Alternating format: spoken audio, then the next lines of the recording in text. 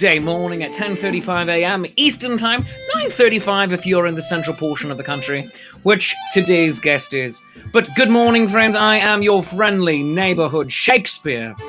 I love you, you love me. There is mutual glorious affection. Let's start things off with a nice noisy slurp since I'm on my coffee break. Let's do it.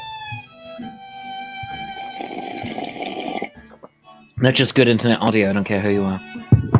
And for my ASMR crowd at home, hey there, are you having a good day? Yeah, you are. All right. I don't know why that continually brings me joy to do. It's just weird. My hair's doing weird things today. Fluffy Kitten Milo is literally right here today. Can I get him in the shot? Let's see. Yep, there's his butt. There's his butt. So, you know he's here today. So it's going to be an amazing show.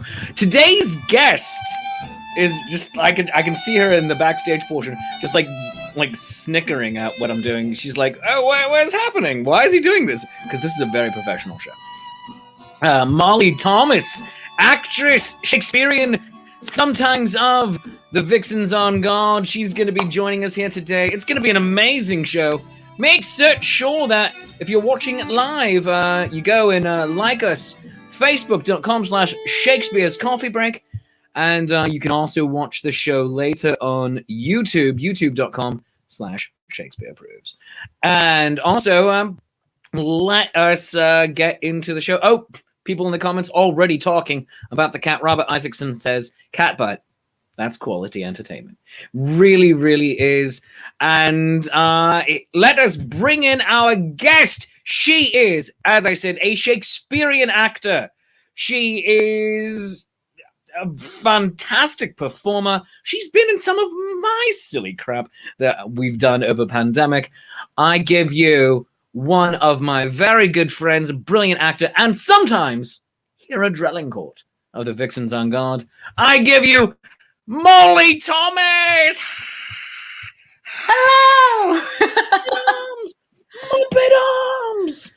Oh, goodness. How are you doing today? I'm doing very well. How are you? I am fantastic. And the internet is blowing up and loving you. Sonia L. Richards says, hi, Molly! With a blue heart. Because Hero Drellincourt wears blue. Yeah, hello. She does. I know. I tried to stick a little bit with the theme today. Just because. Also because at this point, after this many years of being in the Vixens, my entire wardrobe is blue, whether I like it or not. So it's wonderful to be here. Thanks for having me on. Oh, it's an absolute pleasure to have you here. Because this is Shakespeare month, and we're starting to wrap it up now. It's the final several days of it. And talking with actors and scholars and grad students and writers and directors all about Shakespeare. And you are one of the people I wanted to have on here because you have done Shakespeare-specific work and worked with specific companies and everything. And I just thought you are the go-to person to have. Also, you have fabulous hair. So thank you. Yeah. I try. I do. Yeah. It's really long now. This is pandemic length. That's fantastic. I mean, like, and my feeling is if you can't trust somebody who have fantastic hair, then truly, in this world, who can you trust?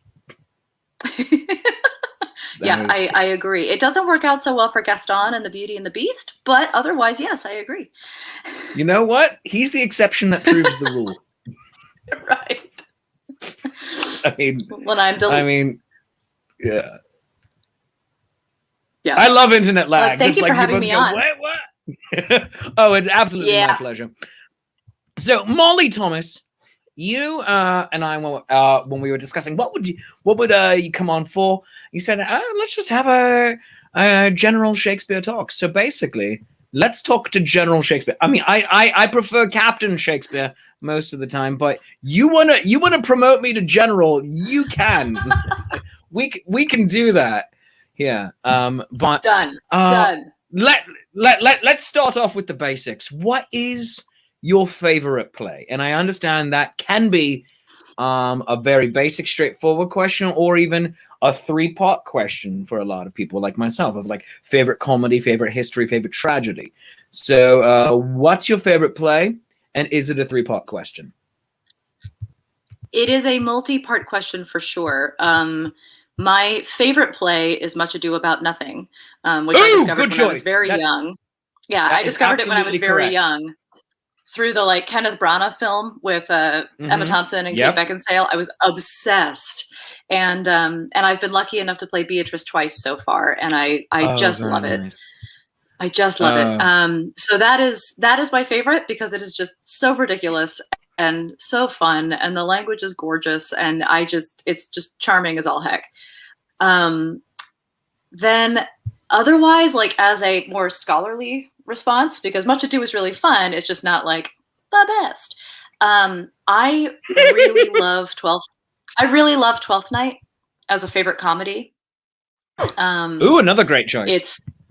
I like Twelfth Night so much because there's just so many pieces to it, and the farce in it is so good, and the characters are so fun. And over my studies and my research over time, learning that like everybody in Twelfth Night is a fool except for the person who plays the fool is very fun. Like everybody's a fool except for Festi. Everyone's a caricature, and I love that concept. That is one of the best, when it's the fool is genuinely the only one who makes sense. And you can even say that holds true just on a fun concept. I'm interjecting because that's what I do. That holds true in King Lear, but it's just almost like King Lear is dark Twelfth Night. It's Twelfth Night where everything goes wrong. Let's all get the same characters, same actors. We're gonna do it, but now people die. It's like, God, can you imagine doing that in repertory?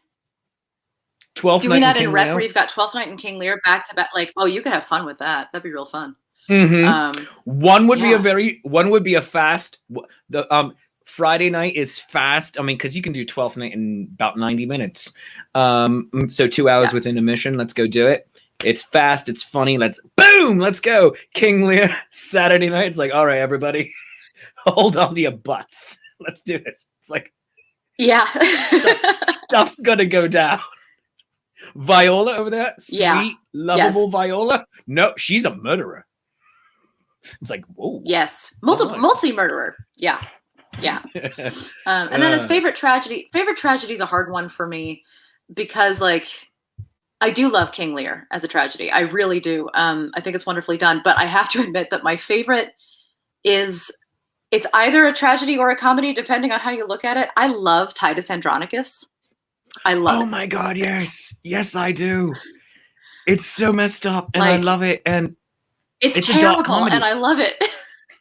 We did it. We had that conversation yesterday with Dan Wenzel. Formerly of Mad Mechanicals. That was part of the yesterday's run of Titus Andronicus is a dark comedy, and it's wonderful.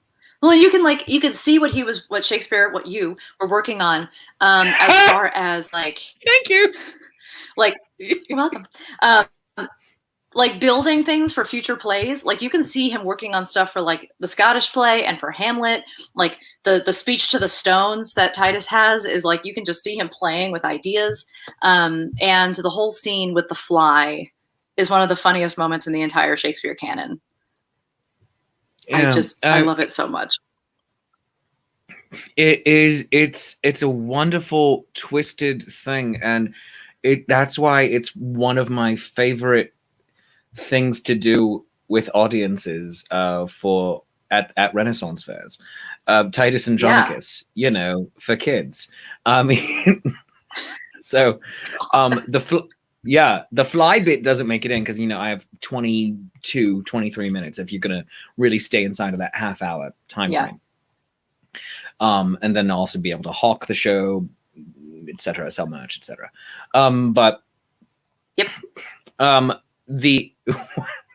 Like, how do you talk about the rape of Lavinia when you're dealing with everybody from very old, possibly very conservative people that you're like, we don't like that word, rape. Just like, okay. Yeah. Down to, you know, there's a 5-year-old, and it's like, okay, we have 5-year-olds here, all in the same crowd, and say, so they did terrible things to her. They chop off her hands and they cut out her tongue and they introduce her to Harvey Weinstein. And then everybody goes, exactly. That's the reaction. And then I say, your mind went there on your own. I did nothing. Yeah. You did that. God. Yeah. Yeah. Finding that balance is hard. You know, the Vixens did Titus Andronicus back in like 2012, I think. I did not know. And I did not know. Oh yeah. And it was we use it's still in our roster of shows that we can do. The quantity of puppets, the quantity of fights, the quantity. We ended up just giving up on the blood concept and just using like giant Nerf squirt guns just to squirt the audience, being like, "There's blood everywhere!" Like that's amazing. Yeah, that's fantastic. I use super ridiculous. I like using blood scarves, as you know, harken back to the actual Renaissance and Shakespearean theater at the Globe. So I'll have Lavinia and Titus have blood scarves on their hands, and then I'll give Lavinia a fruit by the foot, so that when she gets her tongue ripped out, yes, just continually goes, and then half the time seeing the actress. I'm seeing the audience member. I'll pull up to be the actress for Lavinia, just starting to eat it. It is great because it's like, oh, it's dissolving in your mouth. Oh, I got to eat more of it in order to keep it. And just like, and it's a fruit by the foot, so it gets longer and shorter and longer and shorter as it unrolls. Good on you. We tried to figure out a way to do that, to have a fruit by the foot ourselves, and we couldn't figure out a way that was like sanitary, because we didn't want to unwrap it on stage, and pulling it out of one of our pouches is just vile. So we ended up scrapping that concept, and I can't remember what we did. I unwrap it. Good on you for making it work. I unwrap it on stage. I usually give it to her to unwrap. I go, here, do you like? And I said, like, do you want cherry or? And I'll just start it off with cherry or grape. Not saying what I'm doing, just cherry or grape. Great. All right, that's cool. Wonderful. Unwrap it, put it in your tongue, because they've ripped out your tongue. It's just like, what? Why? Like, why are you doing this? Yep. I'll give her a kitten to pet. I go, no, it's okay. Nothing bad can happen because you have a kitten. Here's a fluffy kitten. Everything's fine. Pet the kitten. Oh, see, everything's better when you're petting a kitten. But you can't pet a kitten because you have no hands. And I just knock it out of her hand. I'm like, I am being a terrible person. It's like, you can't do it. It's so great. That's I love incredible. Titus. That's Titus incredible. is what Titus allows me to just do everything terrible. I'm just like, let's do this. Yes. I'm pretty sure that's how it was written. Also, was like, let's just try this. Let's just see what happens. Like, oh God, I love it. So now I'm going to turn the question back to you. What are your favorite? Right. You said you have 3. What are your favorite? Well, Much Ado About Nothing is my favorite of the comedies. Favorite of the histories is no longer King Henry V. It used to be King Henry V when I was in my 20s and was young and pretty. You still are, friend. You still are. Thank you very much. Saucy you going like, oh, he's 457, but he moisturizes. Yeah, good for him. Yeah, I do. Moisturize, people. Always moisturize. It's the secret. And then so it used to be King Henry V because of just the soaring, beautiful rhetoric, and also the absolute bonkers scene at the beginning where the Bishop of Ely talks for the length of a Bible. And he's basically just, all right, so here, let's do this. Let's talk about Salic law. And the French are misinterpreting it. Oh, and also Salic law is wrong because we want it to be. And then here's genealogy. And and it's such a boring speech, and it's so long. And so we did it once, oh God, 15 years ago with Harrisburg Shakespeare. And and what we did is we turned it into an office scene where he had a PowerPoint slides. Yes, good. Yes, it was just like, I love that concept. And so he just, it was just like, and so like, and we going, and it's just like, oh my God, this is great. And Henry's going, yeah. Henry's sitting at the top of the table, like zoning out. Everyone at one point is zoning out. We're like, oh, we can take France. Okay. Like we're sitting back up. We're all very excited again. And he's like, huh? See? And for him, because in PowerPoint, you can have like in the notes feature, anything written down like you want to talk about, but it doesn't come up on screen when you're doing the actual PowerPoint. Yeah. His script, the entire script for him was written in the notes. So it'd be like, and click next slide. So he would just be like, this is just, it's the length of a Bible. No, I need it's so long. Yeah, it's so long. And the end of it is one of my favorite lines in the canon, because it's this giant, 6-minute long monologue of just really thick genealogy and history. And then at the very end, after everyone's just kind of fallen asleep, he's like, and so, as clear as is the summer sun, we can go to France. And so that particular line, because like, they said, hey, Shakespeare, you know how to make PowerPoints. I'm like, yeah. I'm like, can you do this like with like fun graphics and all that? And the little animatics was starting at that point. And we're like, oh yeah, let's do that. And so as clear as the summer sun, and there was a sun rising. And it was just like, it was just like, let's just throw in every dumb joke into this, because it's one of the few great points of genuine levity in that play that you can throw in, because it's so boring. It's like, well, what were they doing? And it's just like, all right, here's exposition. Right. And like the PowerPoint even says, and it's like, expositional reasons for an expositionary force to go to France by Bishop of Ely. Just like, like, it's like, who was the historic Bishop of Ely? Like let's write his name in there. It's like, by Bishop of Ely. So like by Thomas, Bishop of Ely. I'm like, okay. And it was just like, that's wonderful. And it was like, oh, it was so silly. And like we had cartoons, and they're like, I want this. No. It was so dumb. It was so dumb. And then the rest of the show tonally was quite different. But oh my God, I loved that scene, because we're just all sitting there on stage. I'm like, I fall asleep. Henry's zoning, like Henry's starting to spin in his chair, and just like, like, oh my God, can this meeting be over? It was so fun. So, but my actual favorite of the histories is Richard III, because he's a freaking Bond villain. Yeah. But it's, if you're doing a James Bond movie and the villain is the main character, it's just like, oh, let's do that. It's like, let's have Blofeld being like, here, like, I'm very charming to everyone else, and then you walk off screen, here's my cat. And I was like, oh, yeah, so here's what I'm going to do. I love it. And then in terms of the tragedies, I'm gonna say I'm torn a little bit. Romeo and Juliet, everyone's like, oh, it's Romeo and Juliet, and it's just like, I love it, but I don't. But I love it again. And it's like, this last year has made me love it again, when I've been doing a lot of Zoom shows and meetings and like classroom work with kids all over the country. I mean, like, that's a beautiful thing of this period we're in right now, because I can meet with you anyway.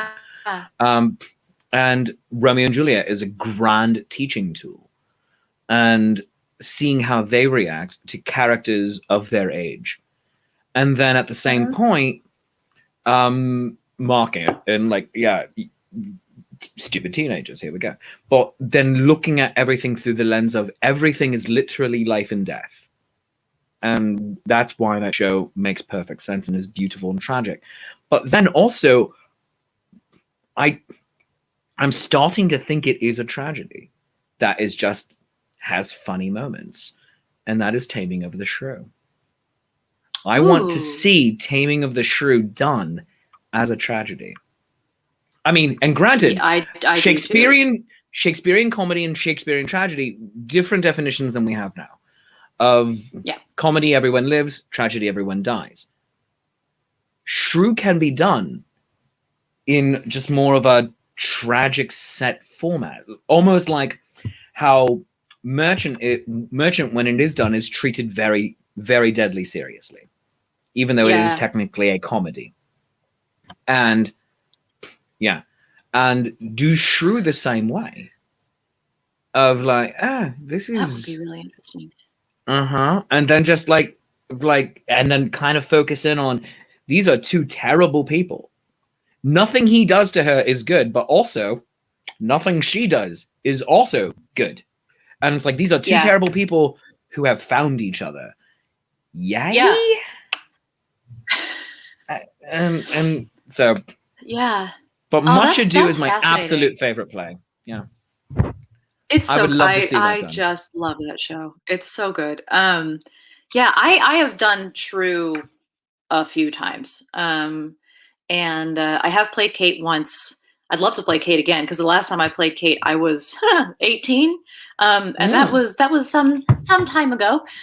So I'd like to try it again. That's the Bianca age range. That's the Bianca age range you should do. Yeah, well, it was high school, so better. But why do high schools love Bianca. That show?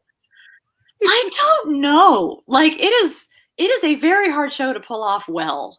It's real hard. But like, and so I've done it a few times. I've played Kate, I've played Bianca, I've played a lot of characters because I memorized quickly, and so I was, kind of dropped in as needed for a couple of productions. But like, it is a hard show to do without just making it really awful by the end. And I have a lot of female identifying friends who don't really ever want to see that show again. Because it just hurts. It just hurts. And the only way to make it not hurt, they say, is to kind of have Kate's final monologue be tongue in cheek. And that she knows she's kind of kidding, but in Shakespeare, there is no subtext. And so that kind of goes against the entire convention. We did that performing it with the Zenith Players. Claire Bohannock, the artistic director, she was Kate. You know Claire, yes? Yeah. You were both in my Midsummer together. Yeah. So Claire Bohannock was Kate, and they asked me if I wanted to be Petruchio, and it's like, all right, this is gonna be fun and weird. And I said, I have this weird thought of based purely on the wooing scene, that this is the 1940s. And Claire said, yeah, that seems fun. And so we were going, she and I, and everybody else, like, as much as they could, but she and I went full on, it's 1940s, fast talk and high pants. Fun. Aesthetic. And then starting with the wedding scene and then going through the torture porn, basically, it became crazy ass Joe Exotic, effectively. And I hadn't seen anything from Tiger King yet, so my costume choices were purely happy accident. I was just full on glammed out Joe Exotic, and I had my tiger here, and I'm just like, and I'm talking, and it's obviously a stuffed tiger, and I'm talking to the tiger instead of to her, and then there's I'm fully ignoring the servants, and I'm only talking to the tiger, and she's like, this guy is not right. And then for the final scene, they brought up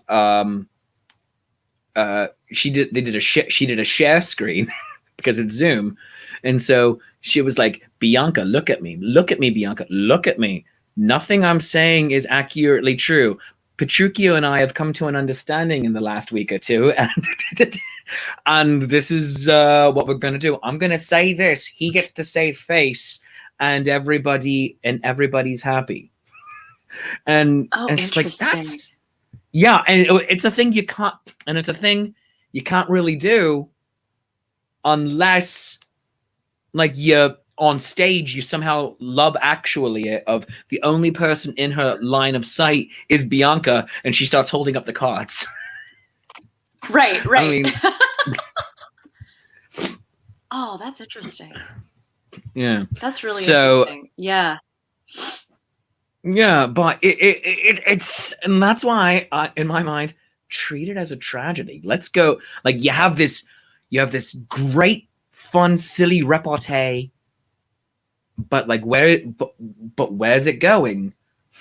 Yeah. And let's start start laying the. I mean, well, the groundwork is already laid in her first moment of she's terrorizing Bianca.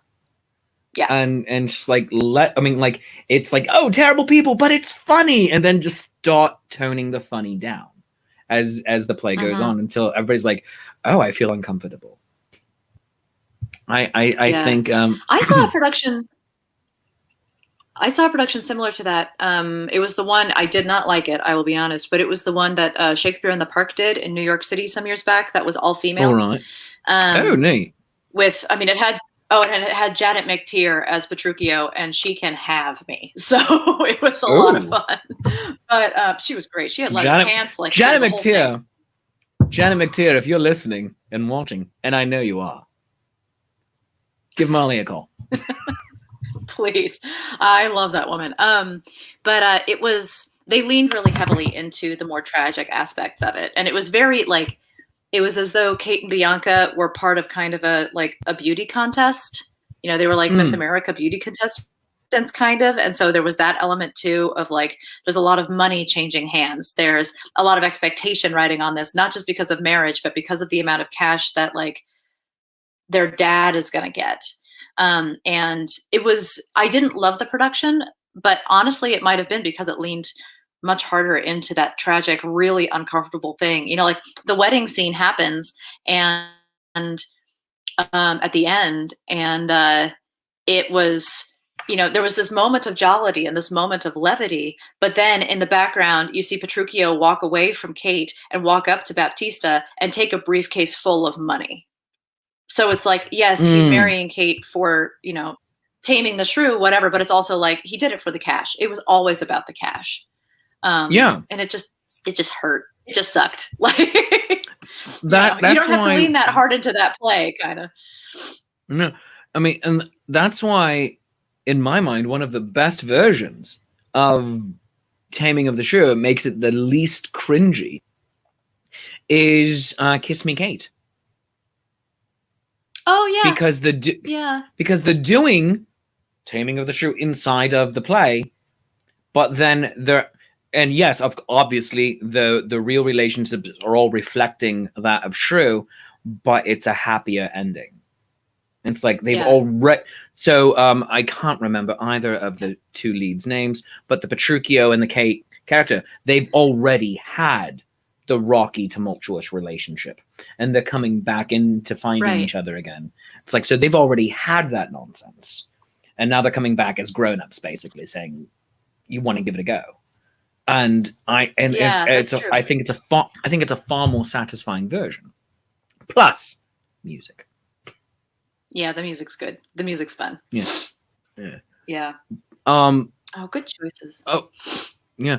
Yesterday we were talking about adaptations and potential adaptations and how do you do things, and just like, and I said, so for my money, the best version of any Shakespearean adaptation ever is 10 Things I Hate About You.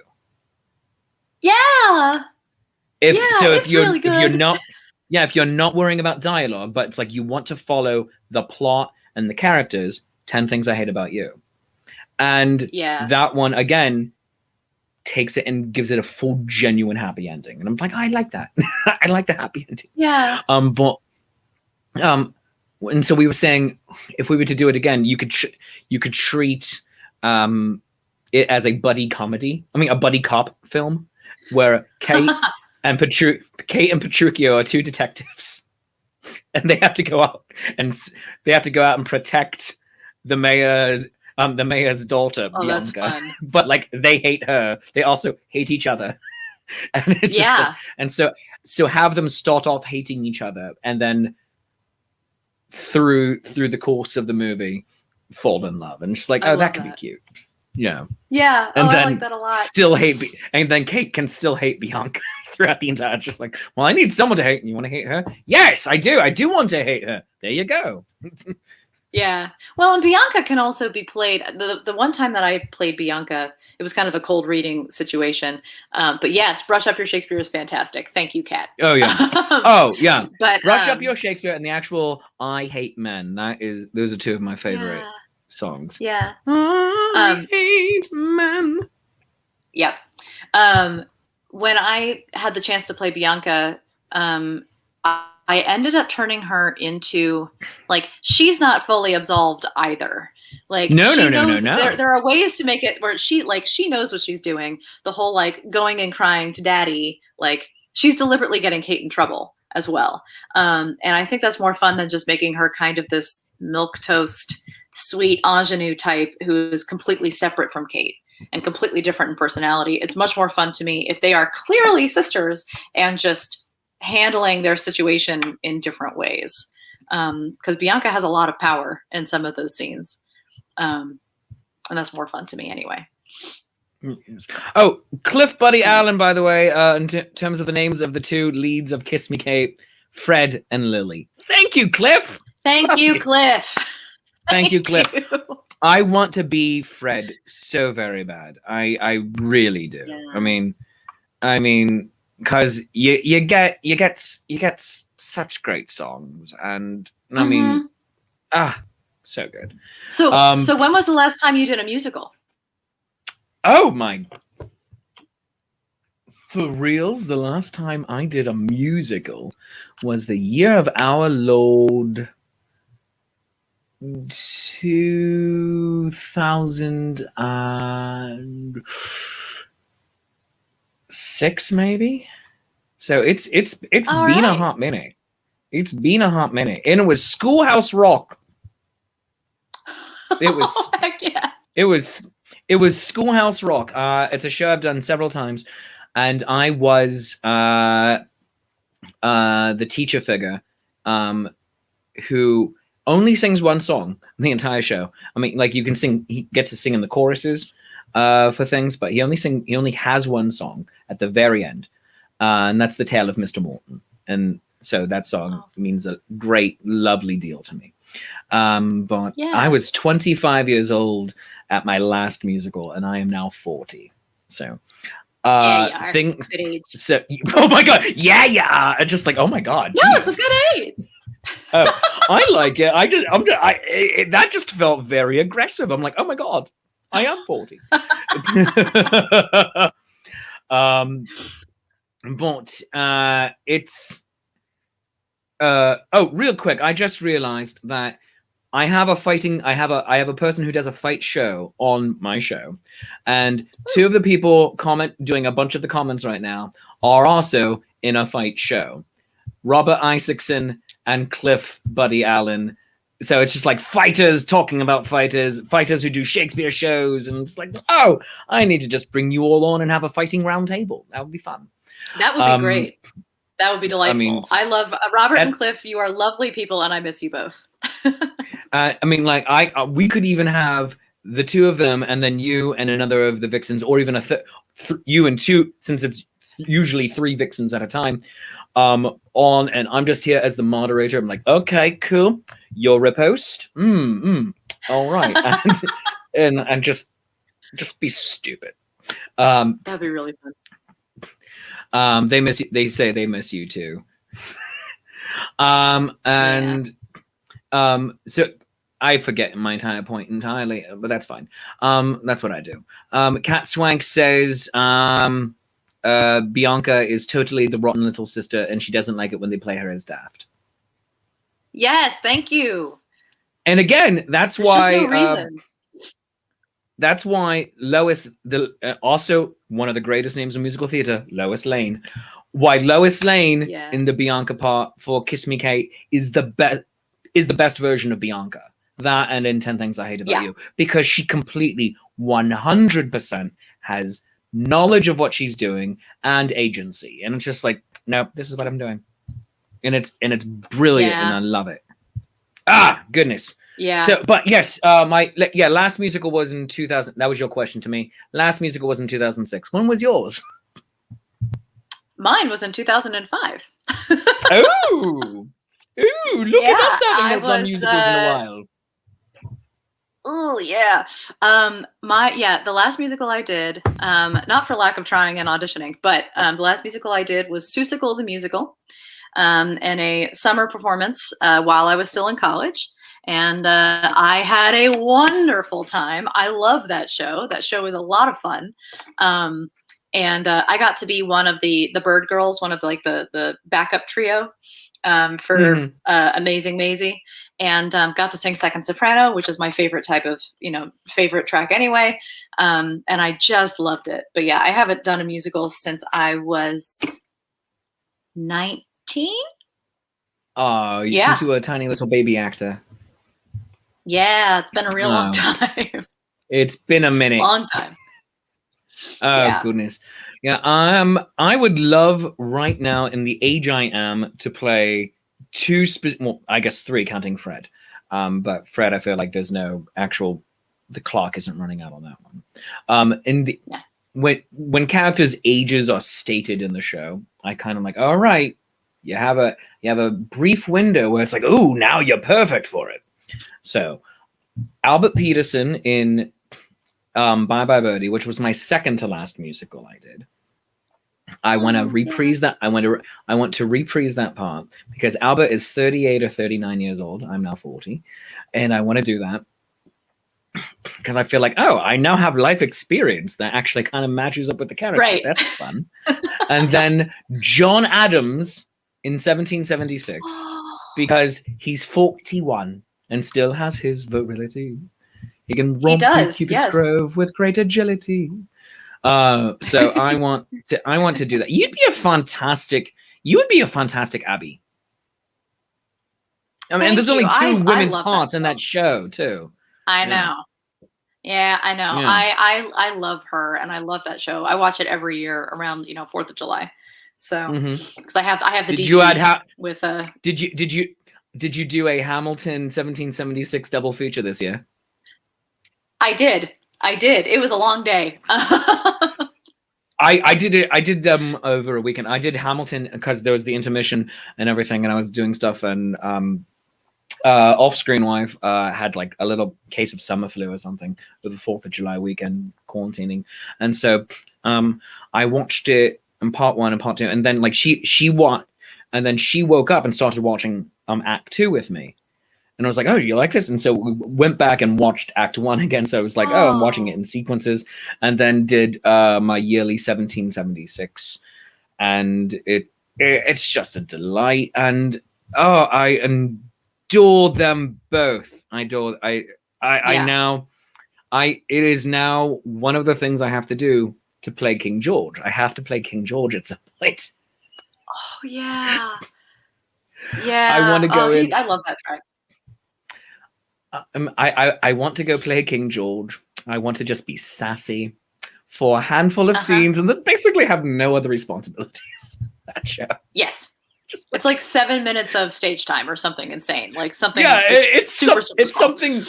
Yeah, it's super small. You get to basically take all the oxygen out of the room and then leave. And it's just like, not bad. Yeah. Yeah. All right. Do you have a dream musical theater role while we're still on the musical theater talk? I mean, I have always, since I discovered the show, I have wanted to play Mother in Ragtime, just with my whole heart. Oh, yeah. Because I that is my favorite musical, no question. I love that show.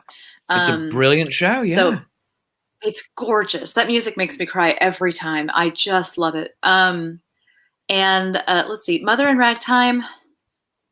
Most of the dream roles I think of are not musicals, but in other musical format, I don't know. I'd have to think. There are shows that I'd love to do again. I don't know Yeah. if I would ever get the chance to. I got to be in Hair when I was in college, and it changed my Oh, life. fun. And I would love to get the chance to do that show again. I'm a little too old now, for the most part, because all of them are supposed to be like 20 years old, romping Ethel around in Central Merman. Park. Ethel Merman was Dolly Levi for forever. I'm sorry. Also, Carol That's true. Channing. Carol Channing played Yeah, Dolly all right. Levi for like 60 R.I.P. years. That is true. That is true. That's absolutely true. But yeah, Mother and Ragtime is the biggest one, for sure. That's a There are great others, show. Oh, other bits Sonia that would Richards be is fun, saying but I she would really love like to that see one. that. Sonia Richards wants Aw, to see you thanks. do that.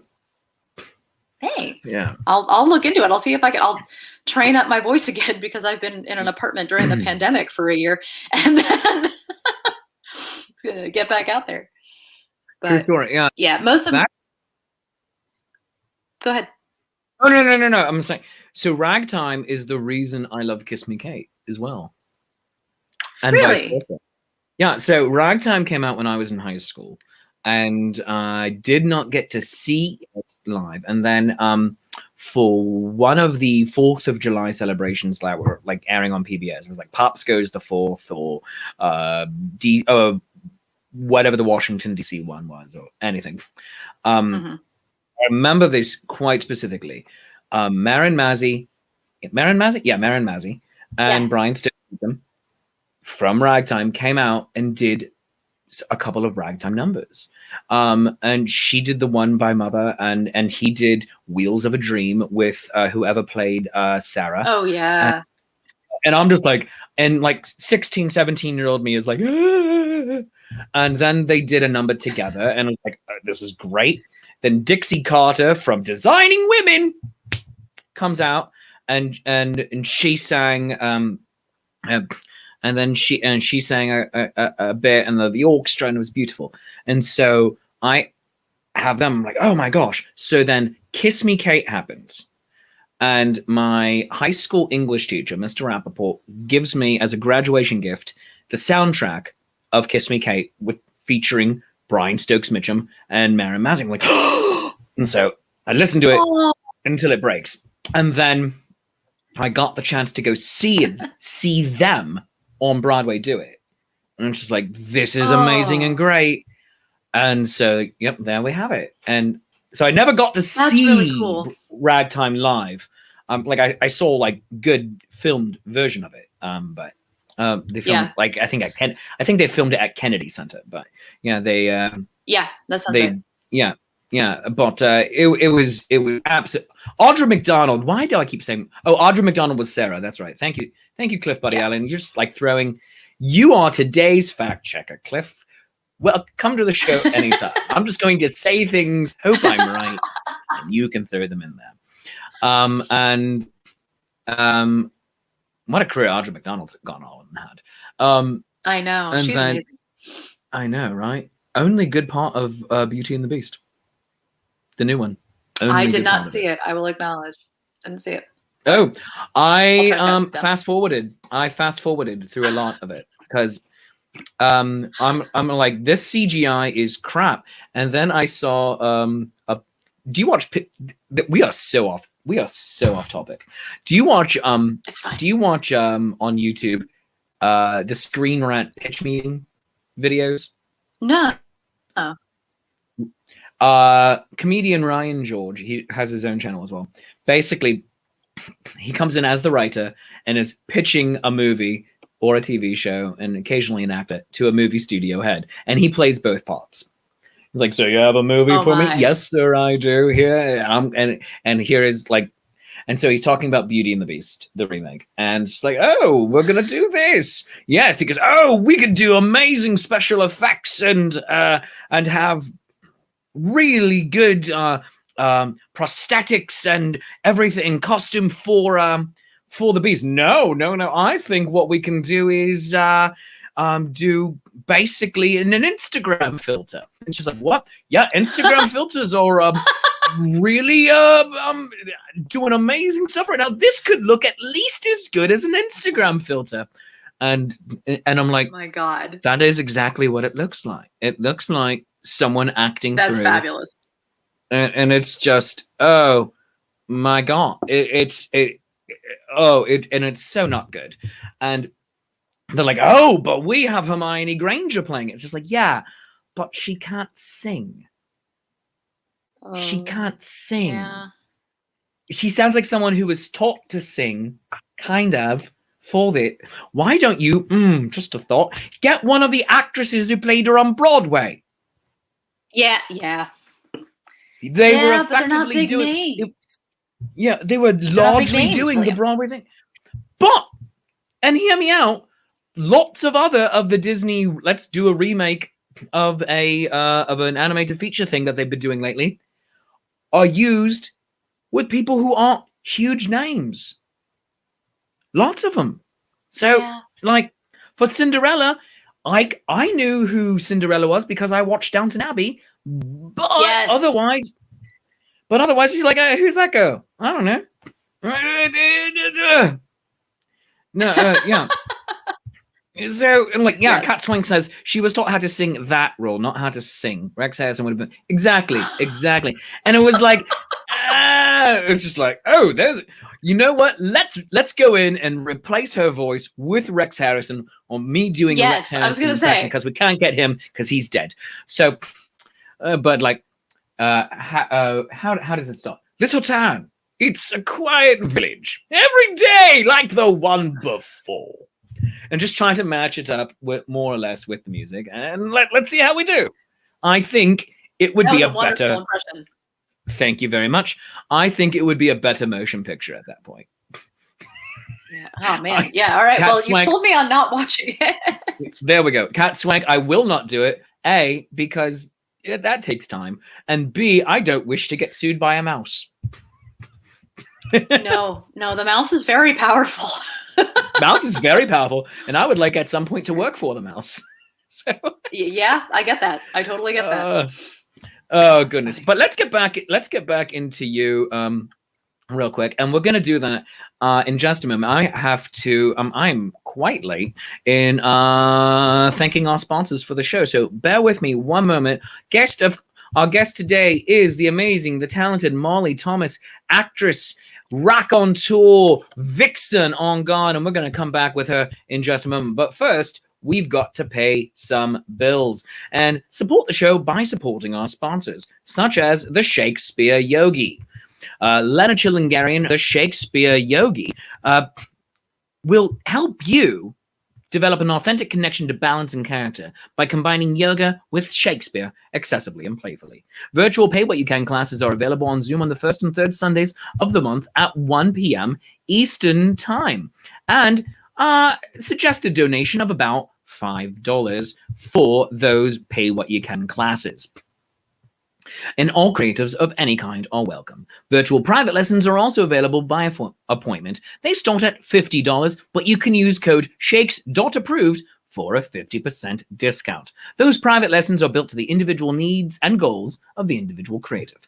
For access and payment info to pay what you can in private lessons, email Lana, the Shakespeare Yogi, at theshakespeareyogi@gmail.com, or send her a private message on Instagram at the Shakespeare Yogi. Shakespeare Yogi, hey, noni, namaste. Speaking of the Shakespeare Yogi, make sure that you join her on Wednesday, tomorrow afternoon, for her show, The Shakespeare Yogi. Lena Chilingarian is the Shakespeare Yogi. Wednesday at 3 p.m., she will take you through a different flow and a different monologue every Wednesday. So make sure that you join her for that. Hey, noni, namaste. Also, today's show is brought to you by the Friends of the Colorado Northwestern Field Museum. What will you discover this summer? They are accepting applications for the summer dinosaur digs. Go to the link that is currently on your screen. Also, I'm going to copy paste that and throw it into the comments for you to be able to go click on it right now as well. So Where is my map? There it is. Now, while many people only dream of taking part in a dinosaur excavation through Colorado Northwestern Community College, that dream can become a reality. Located in the heart of dinosaur country, CNCC offers you the chance to work alongside professional paleontologists to uncover fossils that have been buried for over 74 million years. During a 2-week session, you'll learn about paleontology by digging, brushing, and uncovering a unique fossilized specimen. There's no experience required to take advantage of this amazing opportunity, only a passion for experiencing fossils up close and personal. Participants also have the chance to earn college credit during the 2-week session. Email Liz Johnson at elizabeth.johnson@cncc.edu or call 970-824-1119 for more information, and go to the link that was on your screen. What will you discover this summer? And finally, the Renaissance Stream Guide, your TV guide of online Renaissance festival entertainment. Over 70 streams every week with live music, belly dancing, play readings, yoga and fitness classes, comedy, art streams and demos, and more. So you can like and subscribe to facebook.com/Renaissance Stream Guide to find your favorites or discover someone new. So thank you to all of our sponsors for being here on the show. And if you are interested in sponsoring Shakespeare's Coffee Break, you can email me, shakespeare@shakespeareapproves.com, or send a Facebook message to facebook.com/Shakespeare's Coffee Break, or I'll give you even one more, facebook.com/Shakespeareapproves. Go, do the thing. I like money. It pays for goods and services. All right. But now let's come back to our guest, Molly Thomas. Actor, Shakespearean adventurer, some might say. Yeah. Oh, I like that. Actor, Shakespearean adventurer. That's on your business card. That's pretty accurate too. Yeah. Pretty much. So, how did you come into the world of Shakespeare to begin with? Oh boy. I kind of stumbled into it a little bit. I mentioned earlier in this chat that I encountered Much Ado About Nothing when I was a kid, in my early teens, and absolutely loved it, and continued to enjoy that particular show. But Shakespeare wasn't really my bag. I thought musical theater was where I was going to live and breathe. Funny that. And then in college, I got into a university that had a very good drama program in general that was not musical theater focused, and was lucky enough to work with the great and wonderful Charles Tuttle in New York, who is unfortunately no longer with us. And in the span of one semester of a Shakespeare class, I realized that Shakespeare is not just like stodgy wordplay. It's incredibly passionate and incredibly fun and really silly. And I was taught that by someone who just the kind of person who can talk about Shakespeare and talk about some of the language in like Romeo and Juliet and just start crying because they love it so much, which sort of opened the gateway for me to really dive in and love it. So I have really enjoyed Shakespeare since college. And then as I started performing with the Vixens on Garde and we started adapting Shakespeare plays for our shows, I got to read a lot more of it, and I got to kind of analyze it a little bit more heavily. And it's just, it to me, Shakespeare is written kind of like sheet music. Like everything is there for you on the page as an actor. And you don't have to make up anything. It's all right there for you if you know what you're looking at. And these plays remain so timeless because they're about real, just like real human beings. You know, it's hard to find somebody who's 100% good or somebody who's 100% bad in any of those shows. Even the people like Iago who are like, no, I'm the villain. I'm a terrible person. Even he has his moments of not being as awful. So, I absolutely love it. And it's become kind of that, and stage combat have become my bread and butter kind of combined. And on that, Shakespeare and musical theater are far more interlaced and similar than I think they are different. I mean, not even going so far as Kiss Me Kate and Taming of the Shrew, or Romeo and Juliet and West Side Story, but in Shakespeare, you do a soliloquy as a direct address to the audience. And in musical theater, you sing when you no longer can adequately express through spoken word the innermost desires of your heart and soul. And that is often what the soliloquy is accomplishing. Richard in Richard III does soliloquies for days. It's Yes, he does. always like, look what I'm doing here. By the way, I got to go back and like be nice. Oh, hey, how you doing? Oh, yeah, you're doing it. And it works so beautifully. As a musical, or if you were doing it in a more modern, let's say, TV show style format, like a Malcolm in the Middle, let's say, or a Modern Family, where you're able to continually look at the camera, wiggle the eyebrows, and then go back. That's how so much of musical theater and Shakespeare both work. And so I'd say that even though you thought your bread and butter was going to be musicals, you're not that far separated. That's true. Well, and I do have a very extensive music background. I was raised by my father's a concert pianist. And so I was raised with a lot of music in my life. And so that has always kind of been my in for Shakespeare is the musicality of it and finding the fun in the differences of meter and the alliteration and the assonance and and the dissonance. Like, I love it. I love it. I love all of that. So I think you're right about the comparison with music and musical theater. And Shakespeare as well. But of the two, I will pick Shakespeare. Of the two. Of the two, you'll pick Shakespeare. All right. Now, I will. Yeah. In that case, since one of your dream rules for musical theater is mother in Ragtime, what would a dream role for you be in Shakespeare? The entire canon is at your feet at this moment. There is no role off limits. Go. No pressure. That's really tough. I have always wanted to play Viola in Twelfth Night, just kind of always. And at this point, I'm more likely to be cast as Olivia, but the role of Viola is very fun to me. But then there's also, so that's always been kind of hanging on for me. I actually now have a dream role that is a role I was supposed to play over this coming year, last year and this coming year, with the project that I was part of that unfortunately was canceled due to COVID, where I was going to be part of a project that was doing all 8 of Shakespeare's histories in repertory for 2 years. And one of the roles that I was going to get to play was playing Warwick in all 3 of the Henry VIs. And nice. I got to do, we were into rehearsal for that right when we had to cancel the show. And so I had already done all of my text work and all of my individual character work for the character of Warwick. And oh my God, I'd love to play that role. Like that level of someone who is so popular in court and so aware of how the game is played and is just casting their chips in a really intelligent way and gets some really cool fights and some really cool monologues. Like I would love to get to do that and like orchestrate the Wars of the Roses, basically. And I hope to get to do that sometime. I've been very lucky so far that most of my career has involved playing male roles of Shakespeare.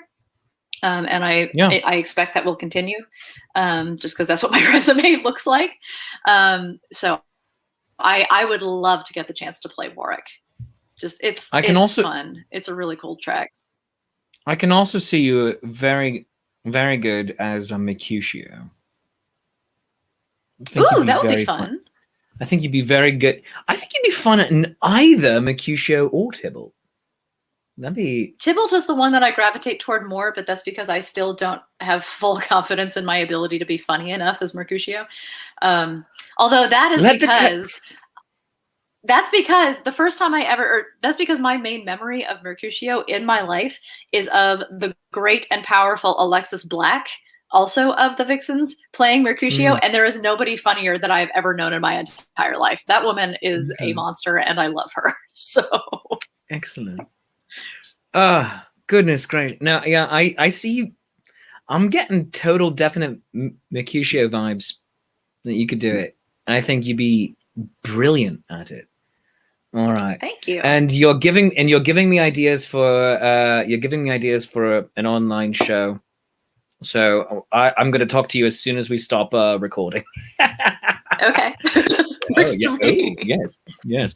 So all right. So that's basically our time here today. And no amount of time spent with the amazing and talented Molly Thomas is long enough. But that's what we have for today. Molly, I hope you'll come back and just regale us and talk shop more. It's just it's so great to talk with you. Oh goodness. Yeah, ditto. Thank you again for having me on. This has been a really good time. Oh, absolute pleasure. She is Molly E. Thomas, actress. You can find her at her own website, mollyethomas.com. She hangs out with the Vixens on Garde at vixensongarde.com and on Facebook and Instagram at vixensongarde. And you can also toss a coin to your actor at Molly E. Thomas on Venmo, or you can also toss some coins to the Vixens at vixensongarde, also on Venmo. And friends, that's basically it for me for this Tuesday edition of Shakespeare's Coffee Break. Please go like and subscribe to the show on Facebook, facebook.com/Shakespeare's Coffee Break. But I, of course, am your friendly neighborhood Shakespeare. I love you. You love me. There's mutual glorious affection. If you'd like to support the show, you certainly can. Because if you enjoyed it half as much as I enjoyed doing it for you, then I enjoy it twice as much as you do. And that's called maths. And that's whatever you feel the show is worth. A 1, a 5, a 10, for a 50. I will come and tell you all about Kiss Me Kate in your front yard. Because I'm like, oh my God, it's so good. Throw it into my hat. And by hat, I mean buy me a cup of coffee. Go to coffee.com/Shakespeare. That's ko-fi.com/Shakespeare. And buy me a cuppa. Or become a Patreon of the arts at patreon.com/Shakespeare. Tiers start at $3, go all the way up to $30, and right now all the tiers get the same rewards because money is tight for so very many people right now. And you'll get access. You get to go to Shakespeare's Friday Night Concert Series when I do those for free. You get digital editions of my comic book, Julius Caesar, Beware the Ides of March of the Penguins, and my album, Are You There, God? It's Me, Shakespeare. You get the scripts I write for the social distancing players. Also, you get random photos and just like, hey, look what I did. I did a thing. And I'm just like, hey, here you go. So go and support. And you are making magic happen. You have largely supported me through this terrible and yet creatively vibrant year. So thank you very much for that. Friends, also go like and subscribe to me on regular Facebook, facebook.com/Shakespeare Approves, and youtube.com/Shakespeare Approves. There's all these buttons over there supposed to hit, like there's a bell. Maybe you should headbutt the bell. I don't know. Do it. Like, subscribe, headbutt the bell. Do that. I'm on Twitter. I'm on Instagram. I have a TikTok. I don't use it, but I have it. And I occasionally sing space shanties there. So go do that, do the thing, and we'll have a good time together. I will sing to you about Captain Picard to a really rollicking Irish tune because I love me some Jean-Luc Picard. And that's what I do. Thank you so very much for joining us here today. Thank you once again to my amazing guest, Molly E. Thomas. Go throw some coins to her. Venmo, toss a coin to your actor. Venmo at Molly E. Thomas. Yep, she could use some gas money, I bet. But that's about it for us today. I love you, you love me. There is mutual glorious affection. We will see you tomorrow with actor, director, and scholar Catherine Ann Gilbert. So, thanks for joining us. Bye-bye.